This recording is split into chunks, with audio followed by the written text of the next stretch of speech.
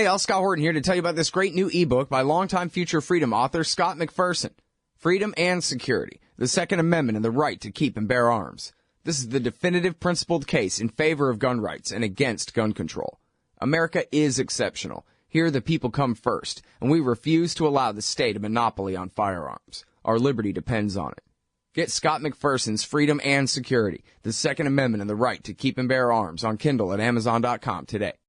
All right, you guys, welcome back. I'm Scott Horton. It's my show, The Scott Horton Show. ScottHorton.org is my website most of the time when it's working. Live here on the Liberty Radio Network from noon to 2 Eastern. And now on with the interviews. First up is Daniel Davis, a former lieutenant colonel in the Army, and now he's writing at the nationalinterest.org with Paul Pillar and some of those other guys over there. This one is called Throwing More U.S. Troops at Afghanistan Isn't the Answer. Welcome to the show, Daniel. How are you? I'm doing really well. Thanks for having me. Very happy to have you here. And I could have sworn that I'd interviewed you before, but I guess I was just thinking of what Gareth Porter had written up about you back when. Man, I could have sworn I'd interviewed you. But anyway, so you had this really interesting story, and I guess maybe I'm just thinking about my interview of Gareth on this subject too, but your thing was you were some kind of supply officer in Afghanistan, which gave you the ability to travel all over all the different aspects and theaters of that war right at the height of the surge, which gave you a real perspective on that war that was lacking basically anywhere else at the time. Is that right? Pretty close. I wasn't a supply officer. I was actually an acquisition officer for fielding equipment to units all over the country. So that's why I was able to go. But I did see all those things you just mentioned. Well, I guess I don't understand the difference between those two things. Okay. Acquisitions or supplies or whatever, yeah. You were a clinger. I get it. I mean, not in the dress, though. You were Radar O'Reilly. And so, sure. Okay, but so this gave you the perspective on the war. And if I remember right, what you said was, hey, everybody, this ain't working. And this was in what year now that you came out? 2012. 2012 that you came out. Okay, so I guess if you want, you could start with what was the situation then and or now, or if you want to start with now and compare it to then, things have gotten better or worse in what ways? Obviously, we have many fewer troops in Afghanistan right now compared to then. But I guess if you could just give us a general kind of overall assessment of the situation there that, you know, a listener might need to hear. Yeah, sure. And it is useful to start in 2012. What I had seen when I was over there was a really down on the ground, firsthand view of exactly what was going on with the training of the Afghan forces, you know, with the fight with the Taliban, with what the U.S. forces were doing, and all of that, and literally over all the primary fighting locations throughout the country. At that time, that was, of course, at the height of the surge, as you mentioned.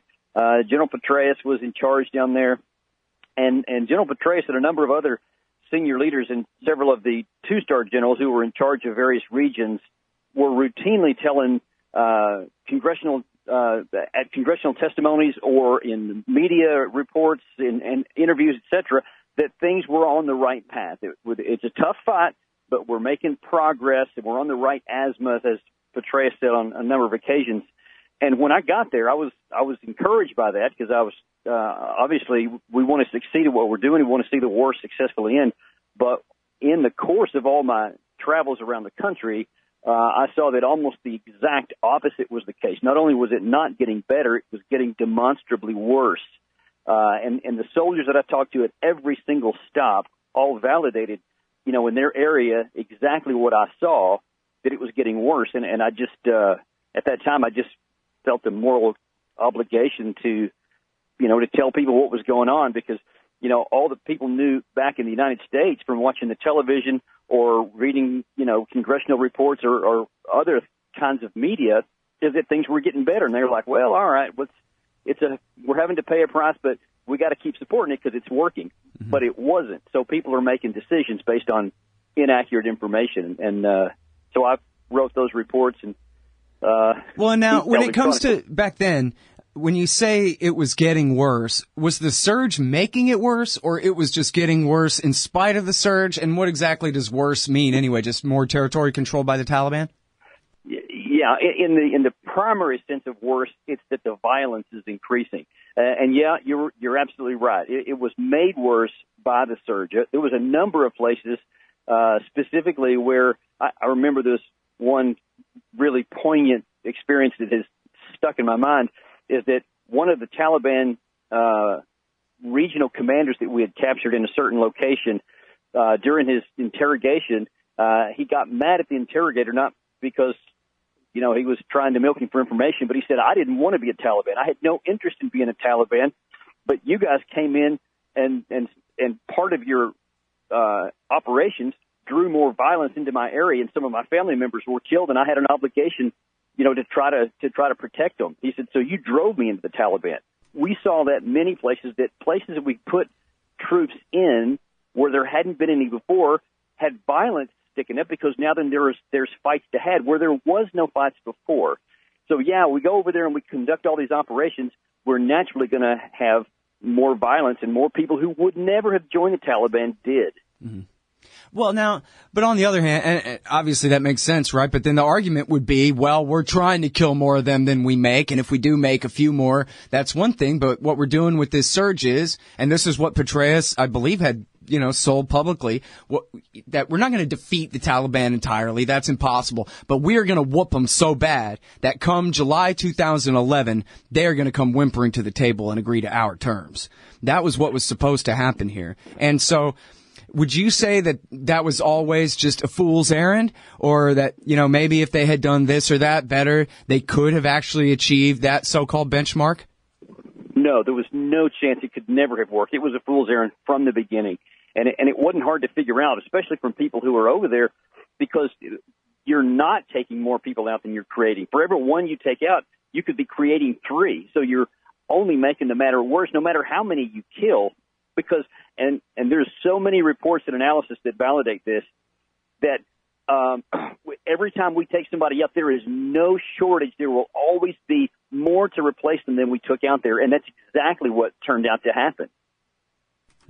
All right, and now, so what else changed since 2012? Well, so since 2012, of course, we had the drawdown, which started in 2011, and I guess it was in early 2014 that the alleged combat mission, quote, came to an end, where we didn't engage in direct combat with the enemy. What happened, what was expected was that when we had a smaller number of troops, that the violence would also come down, because we're not out there to have conflict with them on a daily basis.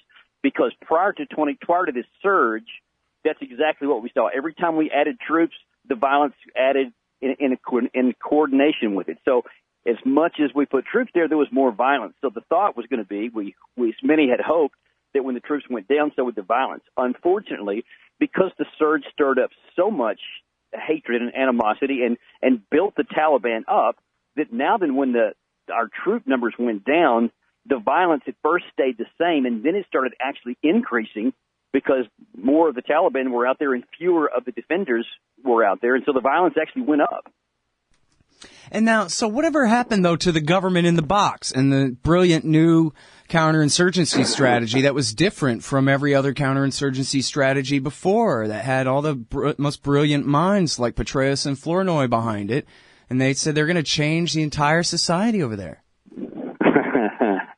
Yeah, that briefs well, and it did brief well on American TV networks, but that also never had any chance, because specifically in that one that McChrystal so famously said in Marja, that we're going to bring government in a box and all that. Well, they bring in somebody who's from outside there, who has no credibility or support from the community, and tries to impose him, and it was absolute disaster, because not the Taliban, but the local people rejected it and rebelled against it, and it just absolutely didn't work, and that guy ended up being fired and left in disgrace, although it was kind of quiet. Yeah. And after that, we saw that it was discredited, and we at least stopped trying to do that, but it never had any chance. All right, well, I'm sorry, hold it right there, Daniel. Everybody, I'm talking with retired Lieutenant Colonel Daniel L. Davis. He's writing at the National Interest, nationalinterest.org. Throwing more U.S. troops at Afghanistan isn't the answer, and we'll be back in, 3 or 4? Hey, Al, Scott Horton here. It's always safe to say that one should keep at least some of your savings in precious metals as a hedge against inflation.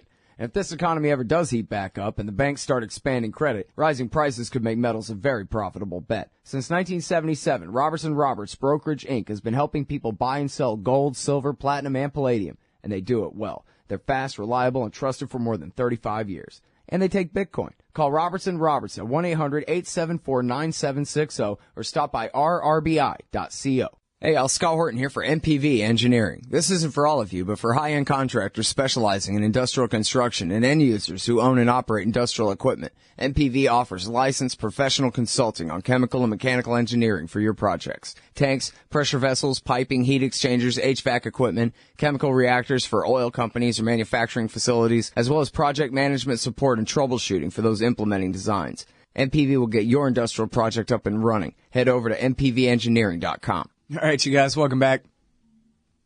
I'm Scott Horton. It's my show, Scott Horton Show.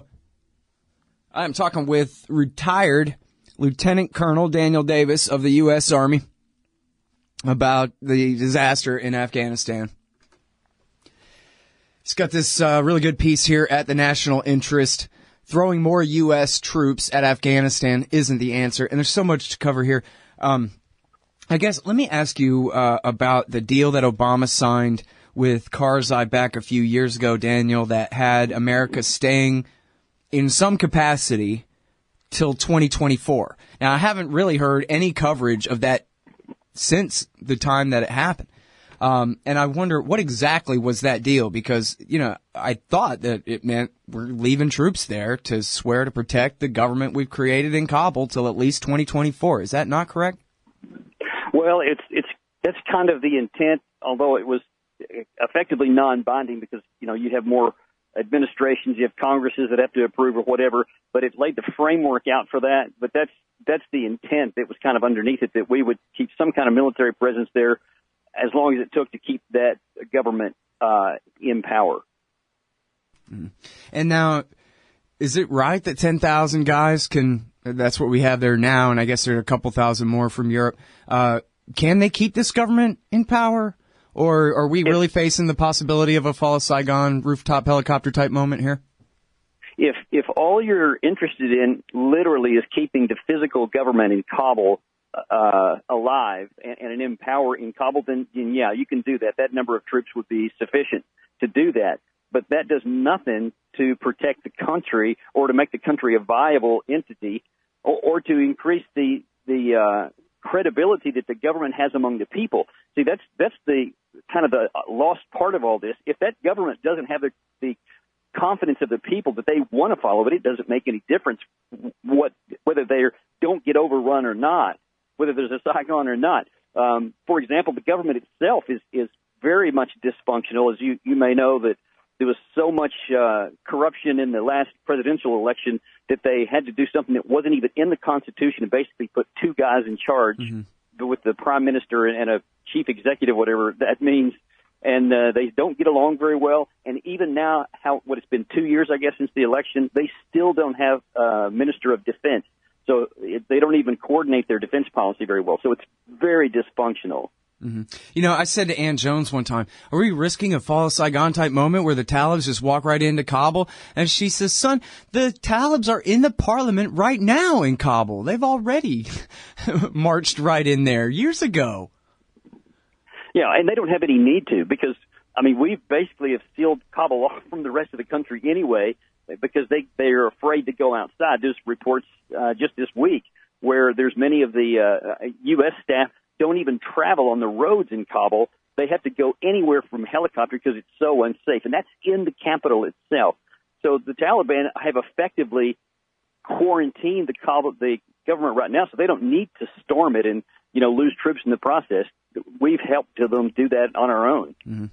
Yeah, it seems like at some point they could do maybe even just sort of a soft coup and just kind of consolidate the power that they, I guess, you know, instead of storming into Kabul, they're just walking right in and negotiating their way into power. But now, so never even mind American intervention here. Could any or Pakistani or Iranian or Russian or any other intervention in a vacuum, could the people of Afghanistan ever have a state, or do any of them want to have one, or they would rather just have an area, a country where they do things the way they've always done things with their Loya Jirgas and this and that, and Kabul can go to hell?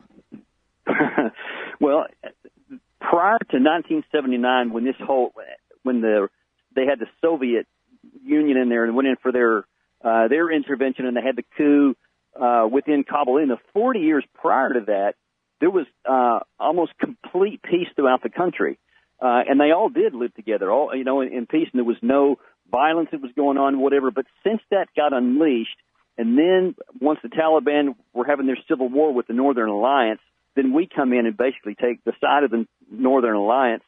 And all of the violence that's spiked up since then, the whole generation of people alive right now don't even know anything but violence and war. And they don't want war. No, nobody wants war. They want to see it ended more than anybody. The problem that we have is that because the federal government in Kabul is so weak and corrupt, and all the military districts are equally corrupt, is that you almost have de facto a bunch of fiefdoms running around there, whether a warlord or whether an actual government member. And so there's no incentive for anybody to work together. So right now it's just, to answer your direct question, whether it's Pakistan, Russia, China, whoever, because things are so messed up right now, it's going to take a decade or more of concerted effort just to get things calmed down so that they can live in peace again. Mm-hmm. Yeah, I mean, it seems like the less foreign intervention, the better, because they have to basically, figure out how much power each of these different groups and tribes and warlords really have, from the bottom up, rather than from, distorted by American money and guns and airstrikes and the rest. So wherever we've intervened, we've basically made people bigger than they really are. So wherever we back off, then those prices have to fall back down to their real level again, Well put. And of course, the mechanism that we've injected to do that, just imagine how many Afghans we have trained and how much weapons we've sent in, how much ammunition. I mean, the stuff that we provided has enabled them to have a lot more of these armed conflicts within the different groups within there. So we've made the violence more effective, and you're right. That's a great way to put it. It's going to have to play itself down now until it gets back to some sort of stasis to where then, they can actually negotiate and end this thing on their own. Mm-hmm.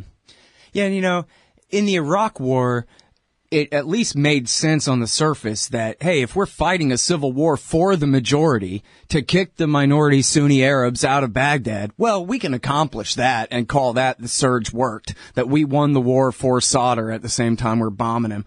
But in Afghanistan, it was never like that. It's always been a war against the majority, who have absolutely refused to go along for 14 years straight.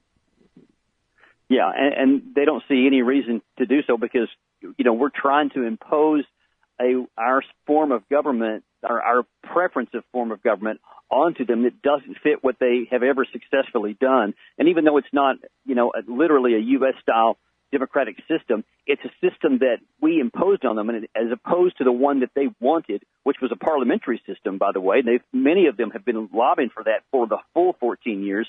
Because that's what they want. That's what they'll support. And instead we impose this presidential system, and it's just, in every way, whether politically, militarily, we just seem to keep it a mess. Yeah. All right, now, so how can America ever get out of here? Because they can't unless they can call it a victory, right? So we're just going to be here till 2024 and then 34 and 44? Well, that's where it's going to take some leadership. Somebody, whether a strong Congress or a new president that understands things and has the courage to lead on this is going to have to change something, or we're just going to be stuck in that spiral, which means we'll never accomplish our security goals for the region, and they'll never accomplish their goals for a peaceful survival in a life. But we have to do that. It's got to end somehow. It cannot continue on, like you just said, to 24, 34, 44, and all those. All right, now let me ask you this. How many of the commanding officer types and, around in the Afghan theater when you were there ever talked about Alfred Mackinder and the world island, and we must dominate Central Asia to keep Russia and China out of Central Asia, because North America must rule the center of the heartland forever, like in Zbigniew Brzezinski. Because that seems like a big part of why America refuses to leave Afghanistan that nobody ever talks about. We always stay focused on more narrow questions about what's going on in Marja rather than really asking, well, what the hell are we doing there, when everybody knows that it can't be won according to the stated goals? Yeah, at least among the military commanders, and it's all the way up to two-star generals that I had interaction with, none of them had those thoughts in mind. In fact, they didn't have any concern one way or the other what the geopolitical situation was above them. They were literally just focused on trying to contain their battle space, and especially the lower down you went, they just wanted to accomplish their tactical goals, keep their guys alive, and go home. I mean, war through a soda straw, yeah, right? It was going to work out. Mm-hmm. But now, war through a soda straw, as Robert Gates says, right? Yeah. But now, but what about the big picture? I mean, do you think that is what it's about, or everybody is just looking at it through a soda straw, or what? You know, I almost wish it was that way, because then there would be a coherent plan and a thought that you could actually change to get it in. The problem is, and there's a new report out by the Center for Strategic and International Studies that flatly called it what it is. The U.S. has no strategy. All we do is tactical moves. Do we keep 9,000 or do we keep 5,000? No one even talks about what they're going to accomplish. It's just we just do these little tactical moves with no thought to what the strategic is. That's my biggest concern, is that we have no strategy. We don't even think on geopolitical levels. And so we just muddle along, and we don't even know what success would ever look like because we don't quantify success. Yeah. Well, and then, as always, God help us if we get people in power who actually think they know what they're doing and know what they want to do. It'll just make everything that much worse. We're better off just muddling through. You know what I mean? Paul Wolfowitz and his men, Richard Pearl, they came to D.C. with a plan in 2000, 2001. They knew exactly what to do, and they ruined everything for everyone. Got the whole 21st century off on the wrong foot for all of mankind. You know? Hard to disagree with that. Yeah, and it was because they had a moral foreign policy. No more of this, realpolitik. They care. Anyway. Well, that was the surface story anyway. Yeah, that's what they said. All right. Hey, listen, I really appreciate your time on the show, and I'll go ahead and tell you now, some of these quotes are going to end up in my book here before the end of the year. I really do appreciate it, Daniel. It's my pleasure. Thanks for having me on. I really appreciate it. All right, y'all. That is Daniel L. Davis, former lieutenant colonel in the U.S. Army, now writing for the National Interest at nationalinterest.org, and we'll be right back. Hey, Al Scott here. If you've got a band, a business, a cause, or campaign, and you need stickers to help promote, check out thebumpersticker.com at thebumpersticker.com. They digitally print with solvent ink, so you get the photo quality results of digital with the strength and durability of old-style screen printing. I'm sure glad I sold thebumpersticker.com to Rick back when. He's made a hell of a great company out of it, and there are thousands of satisfied customers who agree with me, too. Let thebumpersticker.com help you get the word out. That's thebumpersticker.com at thebumpersticker.com. Hey, Al Scott here. If you're like me, you need coffee. Lots of it. And you probably prefer it tastes good, too. Well, let me tell you about Darren's Coffee Company at darrenscoffee.com. Darren Marion is a natural entrepreneur who decided to leave his corporate job and strike out on his own, making great coffee. And Darren's Coffee is now delivering right to your door. Darren gets his beans direct from farmers around the world. All specialty, premium grade with no filler. Hey, the man just wants everyone to have a chance to taste this great coffee. darrenscoffee.com. Use promo code Scott and you get free shipping. darrenscoffee.com. Hey, Al, Scott Horton here for Liberty.me, the great libertarian social network. They've got all the social media bells and whistles. Plus, you get your own publishing site, and there are classes, shows, books, and resources of all kinds. And I host 2 shows on Liberty.me. Eye on the Empire with Liberty.me's Chief Liberty Officer Jeffrey Tucker every other Tuesday, and The Future of Freedom with FFF founder and president Jacob Hornberger every Thursday night, both at 8 Eastern. When you sign up, add me as a friend on there. ScottHorton.Liberty.me. Be free. Liberty.me.